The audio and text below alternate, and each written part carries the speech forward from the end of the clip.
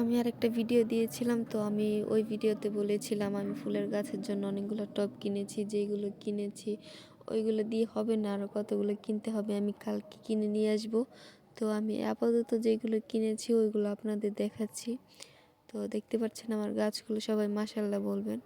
তো আমি এগুলো কিনে নিয়ে আসার সময় আমি একটা হাতি দেখতে পেয়েছি। তো ছোট সময় দেখতাম, তো তার জন্য এখন দেখে ছোট সময়ের কথা মনে পড়ে গেল। দেখেন কত বড় একটা হাতি, হাতি পাড়া দিলে কিন্তু মানুষ মারা যায়, বাঁচে না। তারপর ওই যে আমি এগুলো কিনে নিয়ে আসলাম, আমার ভাবি বের করছে। তারপর বললাম একটা ভিডিও করে নেই। তো দেখেন কত বড় বড় বড় টবগুলো, ওইগুলোতে বড় বড় গাছ লাগাবো। তারপর ওইগুলো কিনেছি ছোটোগুলা, ওইগুলো বেলকনিতে দেওয়ার জন্য। তো এগুলো বেলকনিতে দিলে খারাপ হবে না, সুন্দর দেখা যাবে। তো দেখেন আপনারা আপনারাই বলেন যে এগুলো ব্যালকনিতে দিলে বা গ্রিলের সাইডে রাখলে কত সুন্দর দেখা যাবে। আপনারা কমেন্টে বলবেন যে কারা কারা আমার মতো ফুলের গাছ পছন্দ করেন।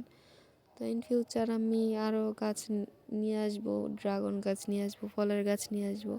আমার এগুলো গাছ করতে অনেক ভালো লাগে। তো আজকের মতো সবাই ভালো থাকবেন। আল্লাহ হাফেজ।